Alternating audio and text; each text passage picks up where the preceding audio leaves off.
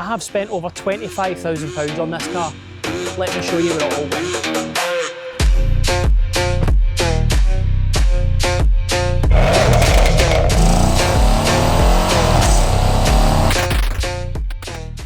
So as you can see from the intro, this car is far from stock. I have owned my W205 C63 for 5.5 years, and there's pretty much no bit of this car that I haven't touched. And today we're going to look at exterior mods, interior mods, and the exciting bit, power mods.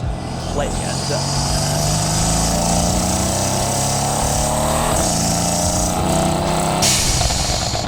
So the outside of this car is far from stock.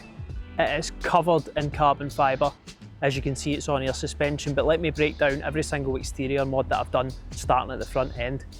So you'll see we've got a full carbon fibre hood that has been custom painted. So this isn't a wrap, this is actually selenite grey, which is a factory Mercedes colour. And I've had the hood custom painted so that it's partially exposed carbon, and you can see through it and see that stunning V8 bi-turbo engine.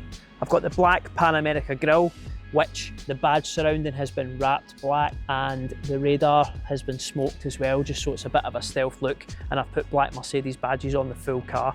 I've got a full carbon fibre body kit, so that includes the front splitter, the canards that you can see, and these arch extenders and rear canards. And if we move on to the back, it's got a GTR-Style AMG wing. This is fully carbon. The base, I think, is like plastic, but of course I got that painted the same colour as the car to match. I've got a carbon fibre rear diffuser.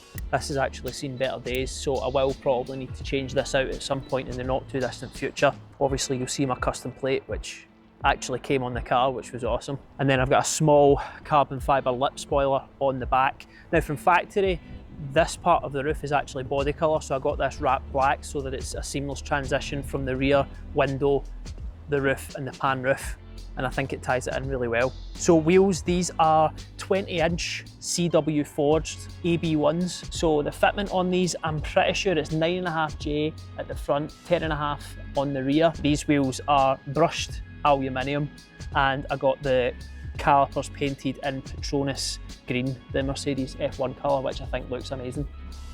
And of course you can see the car is on airlift 3P suspension.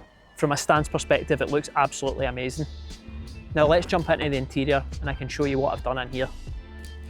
So interior wise, I have done a lot in here, so let me run through what I've done. So I've got a full carbon fibre LED aftermarket steering wheel, which is actually the Facelift W205 wheel.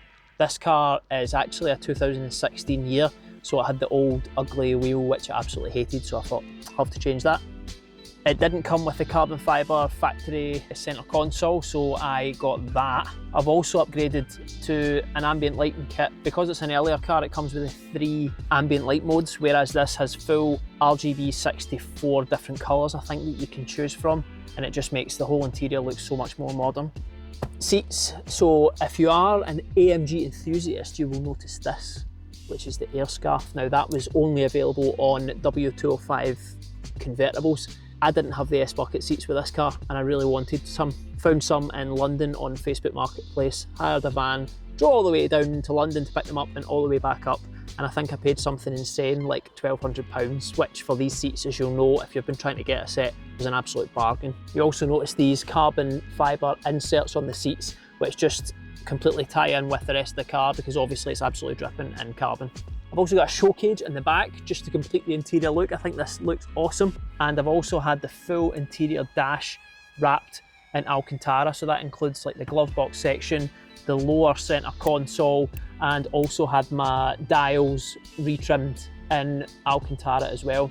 And then also an Alcantara armrest to match the rest. Also got an upgraded Apple CarPlay head unit in here, which is brilliant because my car, being an earlier year car, didn't come with Apple CarPlay, which I hate. So yeah, I think that's everything that I've done interior wise on the car. I mean, it's completely changed from what it was from factory. I think it's subtle enough that you would think it's factory spec, probably apart from the roll cage that's in the back. What do you guys think about the interior? Do you like it? Do you hate it? Let me jump back out and we can talk power.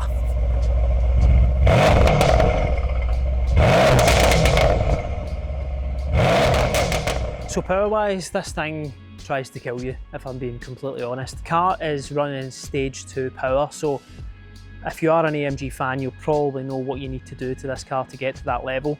Basically, the car has downpipes. I have Zac carbon fibre intakes and a stage 2 tune, and that was done by MSL Performance down in Birmingham. The car drives absolutely insane. The crackles are pretty obnoxious that you've seen by the intro, but I do love them, and you can turn them off.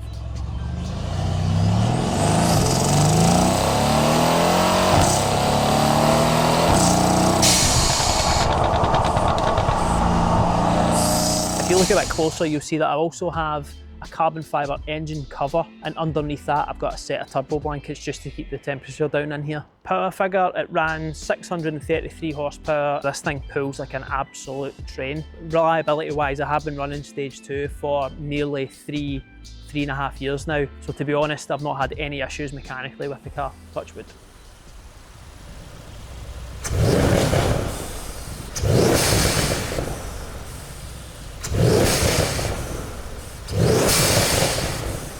So the good thing is, if you are planning on running this power, just make sure you go to a reputable tuner and keep up with your service intervals, and you shouldn't really have any issues. Exhaust setup in the back, it is actually just a factory exhaust on this. I do have the ASR exhaust module unit, which is basically a device that opens the flaps. From factory, the flaps remain closed on this car, even if you've got it in sport mode, up until about 3,500–4,000 revs, and then it opens the flaps, whereas this little gadget, it opens them 100% from idle.